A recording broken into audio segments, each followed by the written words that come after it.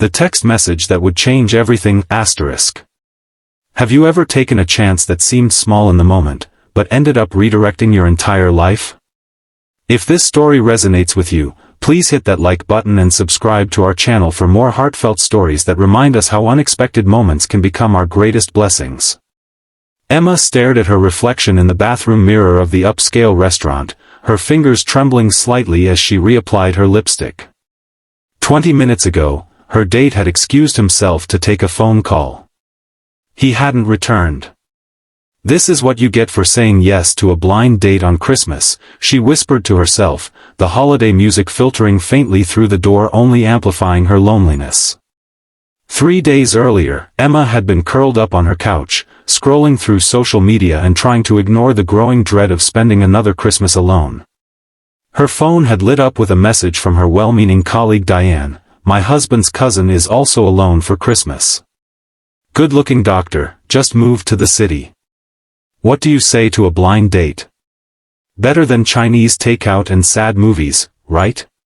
Emma had stared at the message for a long time. At 34, she was tired of well-intentioned setups that went nowhere.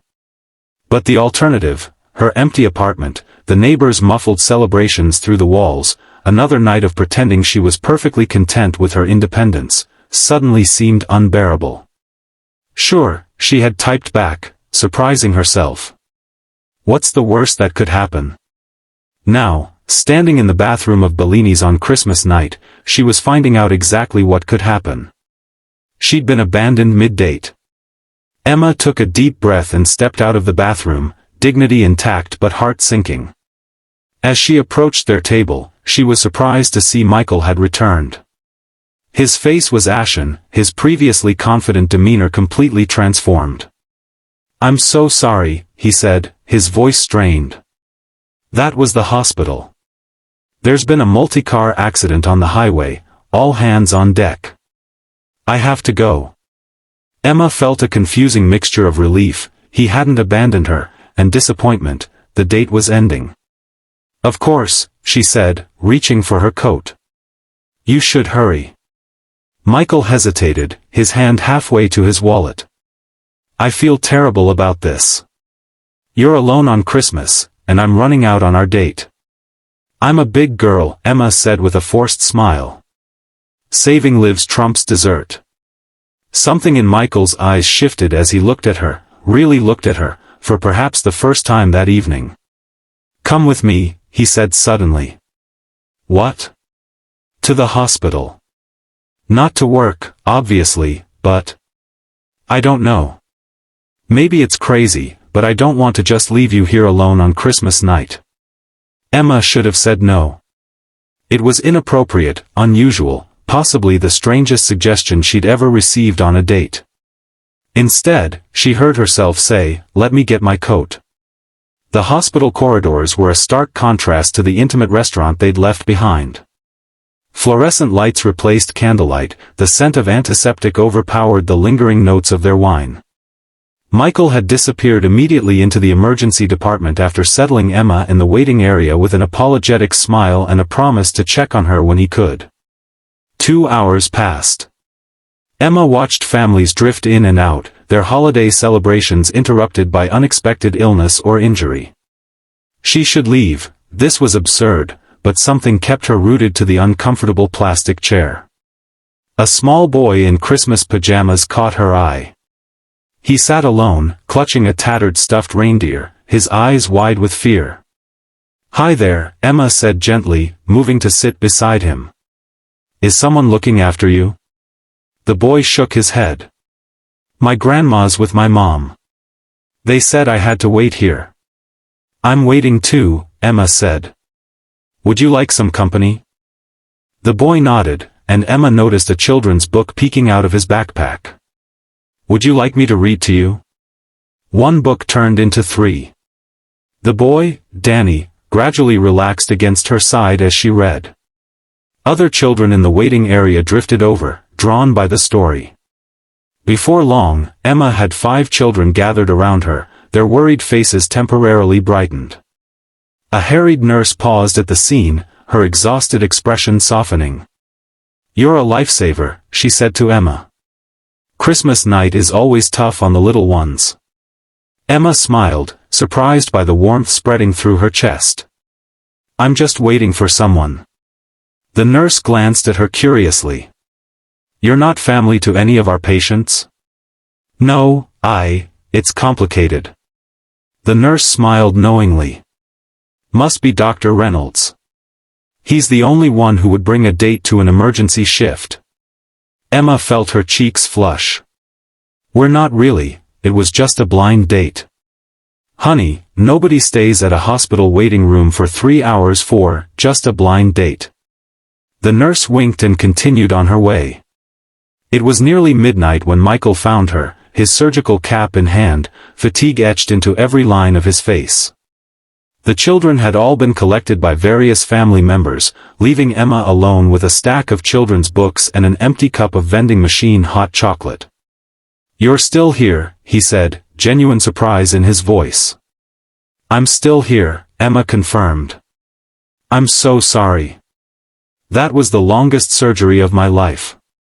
"A little girl," his voice caught. "She's going to be okay." It was touch and go, but she's going to be okay. Emma stood, gathering her things. "That's wonderful." Michael ran a hand through his hair, leaving it charmingly disheveled. "I can't believe you stayed. Most women would have called a cab hours ago." "I'm not most women," Emma said simply. Something shifted between them in that moment, a recognition, perhaps, that this was no longer just a blind date arranged to avoid loneliness. "No," Michael agreed softly. "You're definitely not." He gestured toward the exit. "Let me take you home. It's the least I can do after hijacking our Christmas dinner." Outside, the world had transformed. Snow fell in thick, silent flakes, coating the parking lot in pristine white. Their breath formed clouds in the cold air as they walked to his car.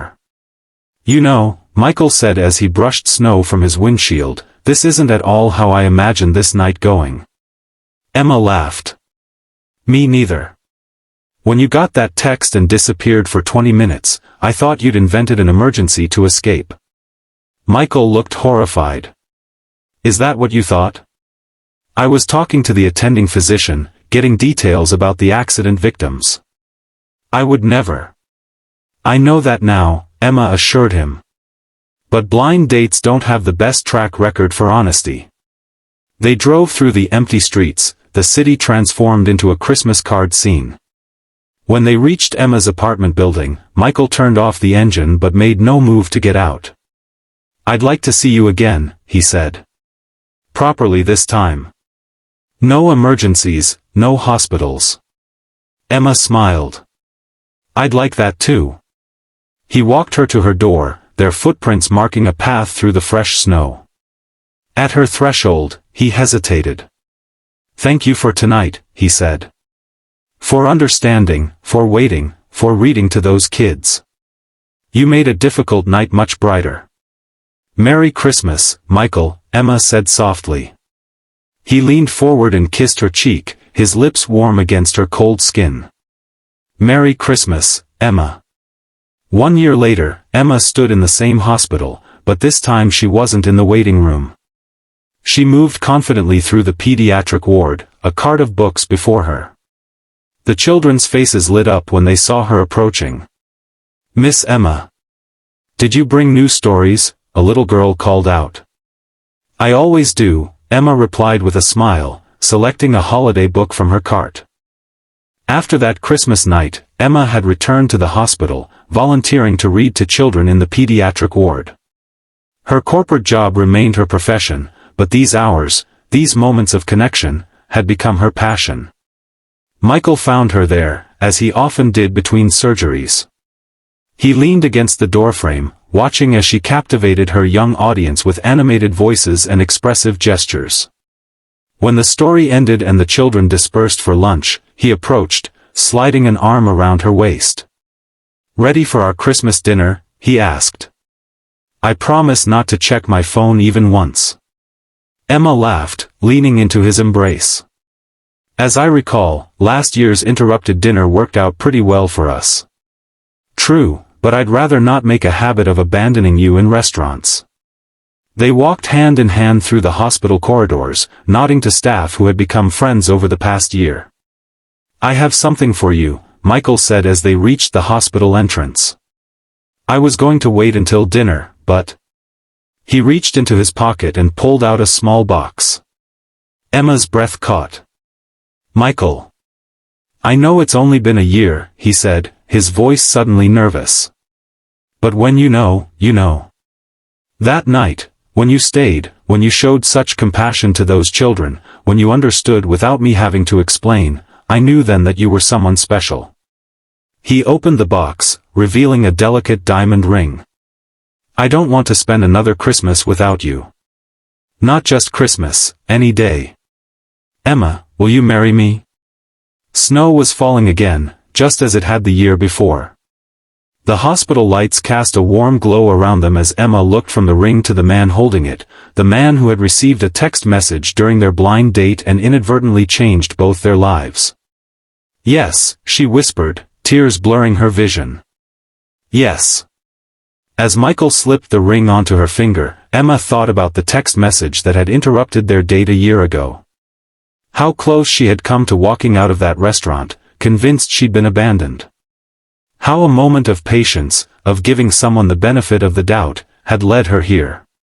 Sometimes the interruptions, the unexpected detours, the moments that seem to be taking us off course are actually guiding us exactly where we need to be.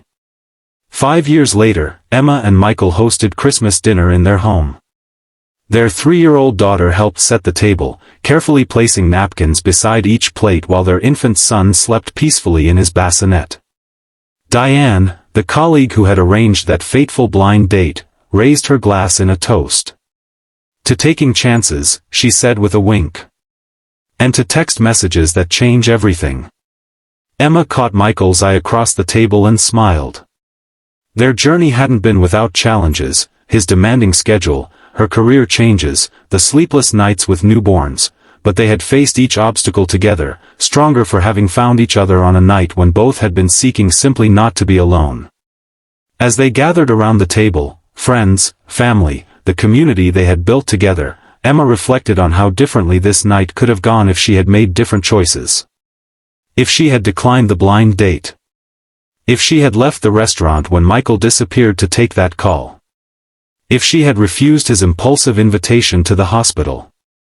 Life pivoted on such small decisions, such brief moments. What are you thinking about? Michael asked softly, finding her alone in the kitchen later that evening. About text messages, Emma replied with a smile. And how sometimes the worst interruptions lead to the best beginnings. He pulled her close, pressing a kiss to her forehead. Merry Christmas, my love. Outside, snow fell silently, covering their world in possibilities as bright and endless as that first Christmas night when a blind date was interrupted by a text message that would change everything. If this story touched your heart, please don't forget to like this video and subscribe to our channel. Sometimes the most beautiful love stories begin with unexpected interruptions and moments of courage. What chance will you take today that might change your tomorrow?